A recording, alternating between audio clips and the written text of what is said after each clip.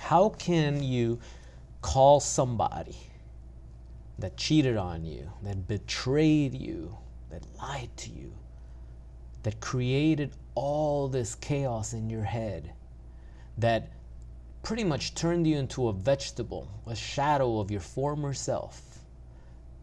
How can you call someone that did all those things a friend?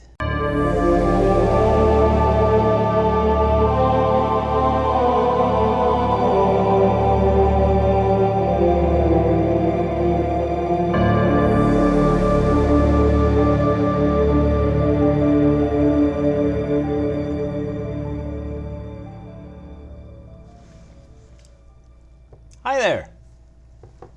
My name is Kita. How are you?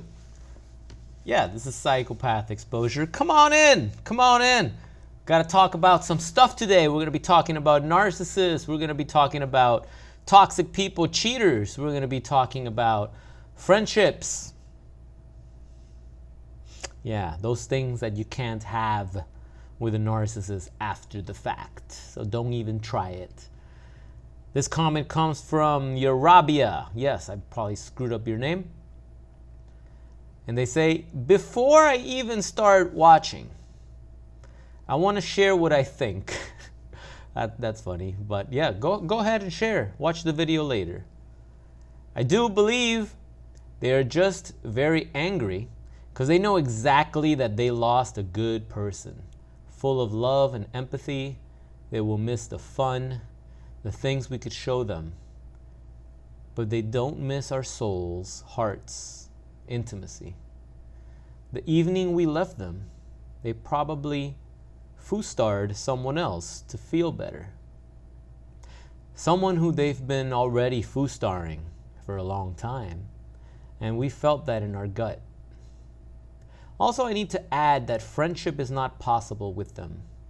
How can you call a friend someone who betrayed you, lied to you, made you feel like a crazy one, and let you down when you needed them? Is that friendship? I don't think so. Boggles my mind because I was a victim once, maybe twice. I remember my psychopath ex wanted to stay friends after I caught her cheating in front of me. And I was so distraught, and I was so much fog, so much darkness. That spell, that trauma bond, if even I mean, sometimes I feel I wasn't even trauma bonded to her because I didn't like stick around long enough or beg to come back or anything like that. I just dipped. But I remember for a couple of weeks, just a couple of weeks, not months, just a couple of weeks, somehow after having that big post-breakup talk for 7 hours or 6 hours or whatever it was, I don't know how she weaseled her way into making me think that we could stay friends. And I remember we went to have brunch the following weekend, and I remember I was just telling myself, I was like, oh, as soon as I show up, I'm just gonna grab her and make out with her because fuck this. And I did just that. And yeah, she played along. So I'm here thinking, oh, well, okay, yeah. So I guess this is the beginning of a reconciliation. And I don't know what the hell I was thinking. And it was just the same trap. She was just using me to get what she needed and what she wanted and what I could provide her with and the connections that I had. And she was already hooking up with the very same guy that I knew she was hooking up with. You know, all that shit was already happening, and I was somehow convinced, lured, bamboozled even, to think I could have a friendship. But you know what started happening is like I started just coming to my senses, and my radars, my gut was screaming at me. I was just so pissed off, and I remember the things that she would think and that I was gonna do for her, and sometimes I would have this moment of like, what the heck's wrong with you? I ain't gonna do that. Like, and I would start like talking back in an aggressive mode, like over the text and whatever. And it's like, what the hell am I even doing this? And she would still like say things that would get under my skin, and my friend's like, why are you still? And I was like, I don't know. Of course I didn't know. I didn't know I was dealing with a psychopath. They're able to do that. And if it would have been anybody else, it's like, you're cut off. There's no discussion. There's no conversation. Like, that's it. I don't owe you a thing. I don't owe you a damn thing. But for some reason with this one, it's like, couldn't break free even after the fact for a couple of weeks. And some of you it could be a couple of years and you're still lingering around or letting them linger around. How can you call somebody that cheated on you, that betrayed you, that lied to you, that created all this chaos in your head, that pretty much turned you into a vegetable, a shadow of your former self? How can you call someone that did all those things a friend? That's not a friend. That's not a friend. The audacity that some people have to think they can stay friends with you, that you would want a friendship, when they totally obliterated that friendship. They obliterated that relationship. They fucked with your head. They fucked with your heart.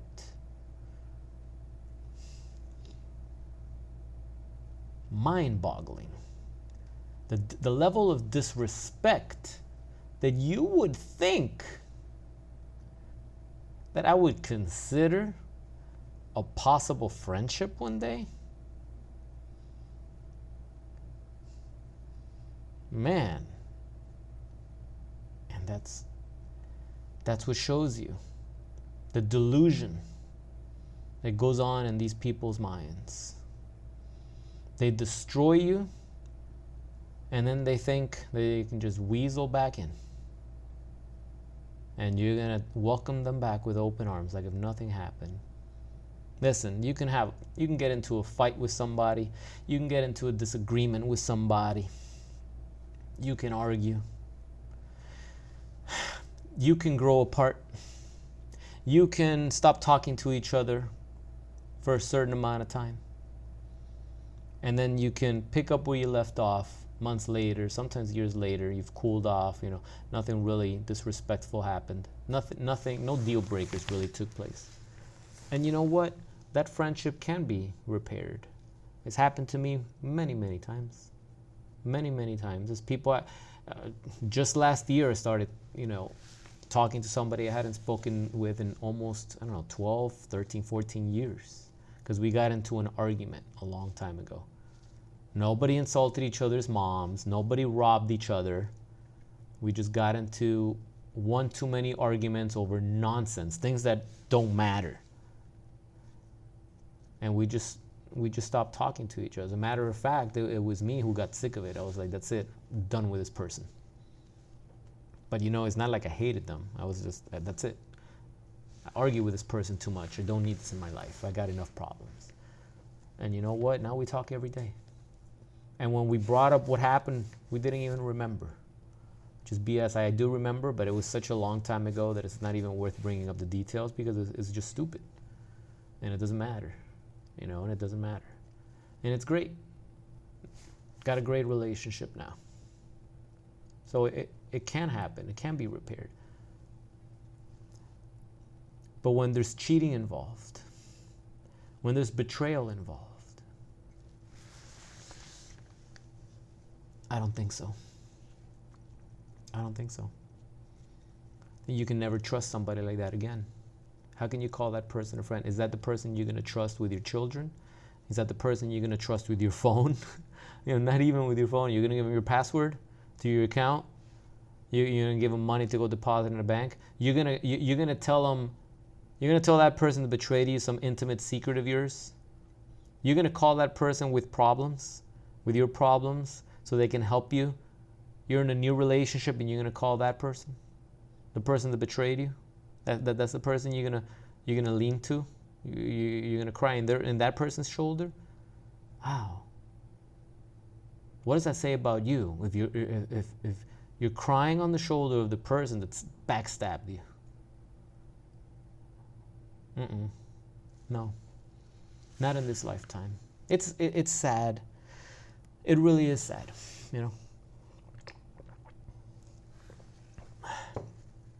It's sad because despite the betrayal, despite the madness,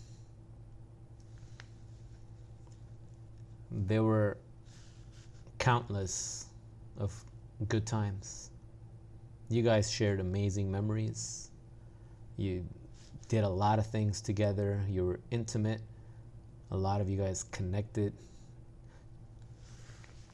Transcendentals, that's even a word. You know the word I'm looking for. You have a lot of good memories. And you know what? Those memories, those good memories, they're still yours. Those memories are there. You can look back at those memories fondly. I still do from time to time. Hard to believe.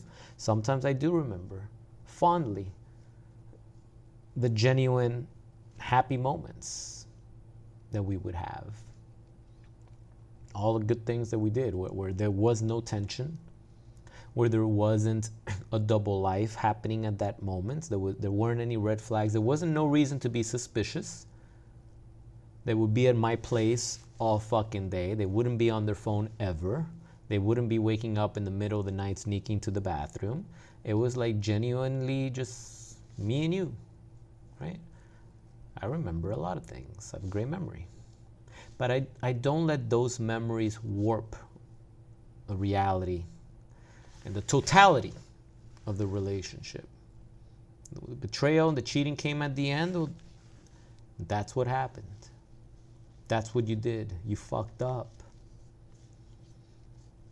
All these great memories, they're experiences that you're going to take with you. But they don't define the relationship anymore. What defines the relationship is the betrayal. After all those good memories, you went and you did that. You did that to me. Like, to me, like, you actually did that to me. How did it feel when you were banging the other person? How did it feel when you knew that we knew and you saw us losing our shit, crying even, miserable, tormented, going home, thinking, you know, our weekend is ruined. And we thought you were home too, thinking about the situation, cooling off, trying to figure out a way. Who's going to call first? Am I going to call him first? He's going to call me. I hope he calls me. But what was really going on, they were out with the other person. When you were home talking to your friends, yeah, just got into a big fight and whatever, fuck. You know, they were at the other person's house, not even giving you a second thought. Like, it takes a monster, right, to do something like that. That's what these narcissists are. You know, we're not perfect. We're only human. I've done things I'm not proud of. I've done things I probably won't do again because of the consequences I experienced. But every single time I've ever done something that I knew better, boy, my conscience was eating me alive the entire time. I did not enjoy it. I fucking pulled out. I had second thoughts. You know, it's like, you know, you meet that person that they want you to make this, they want you to bet, they have this gamble, they have this system, and it's tempting, right? And you know you shouldn't do it. And you're kind of doing it, but you can't really enjoy it because you're paranoid. You're like, oh, I don't trust it. You know what I'm saying? And then at the last minute, you're like, nah, fuck this. You know what? No, now give me my money back. I'm not gonna do it. But these narcissists, they're like, oh well, I guess, yep, oh well, look at that, I'm naked already. Oh shit, I accidentally tripped, fell on his dick. Oh well, I guess I cheated on him. No, but you know what? It's not cheating if I don't consider it cheating. It's not cheating if I don't get caught. Whatever they tell themselves, and that's it. And they have their moment. And the other person has no clue what's really going on. Maybe the other person is buying the story that the crazy narcissist is feeding them and telling them, yeah, he's an asshole and he did this and that, so you know what, Baba. It's not cool. How can you ever be friends with someone that did that? How can you ever be friends with somebody who refused to pick up the phone and talk to you when you had hit that rock bottom because they had just fucking told you, hey, you know what? In other words, I'm discarding you. I can't do this anymore. Out of the blue. They've been disappeared all fucking weekend. And all of a sudden, 2 days later, they finally respond to your text. I can't do this anymore. Blah, blah, blah, blah, blah. I'm not ready to talk. What the fuck? Like, what the hell? What? Huh? You're like, you tell your friends and your friends are like in complete disbelief and you show them the fucking trail of the text. And it's like, what the hell? This is the last thing. What the hell happened in between? Nothing happened in between. It was a complete fucking ghost. A complete fucking ghost. Of course they weren't going to answer the phone. Silly. Because they were in the motel with the other person. Silly. That's why. I remember when that happened to me. And I was like, that's it. It's like, I was like, that's it. I've had it. This is some bullshit. You know, I've seen this shit before. And I was walking my dog and I was out and I met this gorgeous chick and got her fucking number. Now, she worked at a strip joint, so I wasn't even gonna call her, but she was friendly and we were having a good conversation. She's actually, oh, take my number and I'll do that and whatever. A hot chick, you know. But that wasn't gonna be relationship material, so I gotta come clean with that. But I remember that happening, and that's when I got that text, and she saw the look on my face, how it changed, and I was like, ooh, just got a text from my ex, and she's like, oh, bad timing, and I'm like, yeah, you know. She's like, oh, I hate that, and I was like, you know, but it was a funny story, you know, because I remember I was like, hey, you know what? Like the minute I was like, oh, you're not gonna take my calls for 2 days, you're gonna disappear. Now you're gonna fucking hit me with this shit. Now you're gonna hit me with this shit? Look at that. I'm already talking to somebody else, right? Life goes on. I don't need this shit. The sun was shining. And then that fucking bullshit tells you, okay, let's get on the phone and talk. You don't want to fucking talk? You don't want to talk to your fucking partner? You don't really? Of course not, silly. Because they were at the motel. Silly. And then they just finally got dropped off, and now they're gonna call you. Has that ever happened to you guys? Say I in the comments, of course, because I can't hear you. Is that a friend? Is that someone you want to stay friends with? I don't think so. So don't do it to yourself, guys. Okay?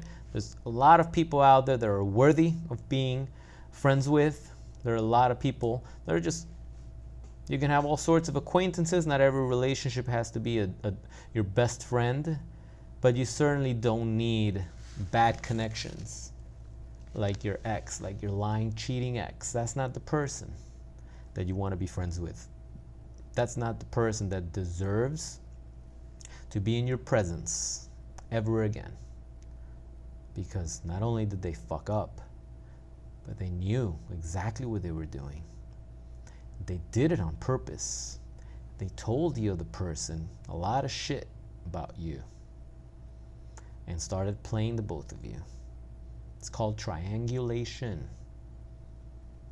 That's a narcissistic trait in it.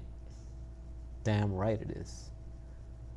Whether that's enough to make someone a narcissist or a psychopath, I don't give a fuck. It's enough for me to cut you out of my life. You guys may want to adopt those scissors and cut those motherfuckers out of your life that do that to you. Otherwise, they're always going to win, and they're going to have dominion over your emotions. And you'll be trauma bonded forever. And you won't be able to move on.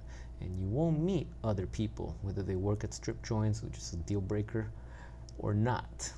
Just the idea of meeting other people makes you feel like you're going to be okay. Because that means other people are interested in you. Other people are interested in speaking with you.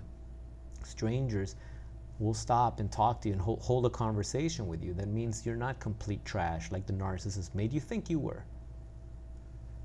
But if you're still trauma bonded and you refuse to let anybody else into your life because somehow you have this weird expectation that all this bad shit is just going to go away, and maybe you can be friends again, and maybe you can learn to trust each other again, and maybe you can learn to fall in love with each other again, and maybe bygones be bygones, and you know what, anything else would have been okay. But the minute you took someone else behind my back, that's a wrap. That's a wrap. So wanted to share that with you guys today. If you can resonate, drop a comment below. Let me know how your situation relates with the topic here today. And remember to drop a like on the video if you got some value. Subscribe. But yeah, share with us your stories. Share with us that moment. That moment that you knew what they were up to, and you could already predict the ghosting. You already knew. I was like, oh, this is gonna be one of those nights where I'm not gonna hear back, and God knows if I'll hear from them tomorrow or the next day. And God only knows what they're gonna say when they finally text you back. It's another thing that gives us a lot of anxiety. It's, what are they gonna say? What are they gonna say? How can you excuse yourself for that? You know, if you're not doing anything wrong, you would have probably been on the phone all day. You know, some people say, at least just text me and let me know you're okay. I remember doing that too. I remember. Just let me know you're okay. I'm worried about you. There you go, giving the benefit of the doubt. I'm worried. This is not like you. What's going on? And then you find out through the grapevine, oh yeah, they went out with their quote unquote friend. Oh, that's what's going on. Okay. Yep.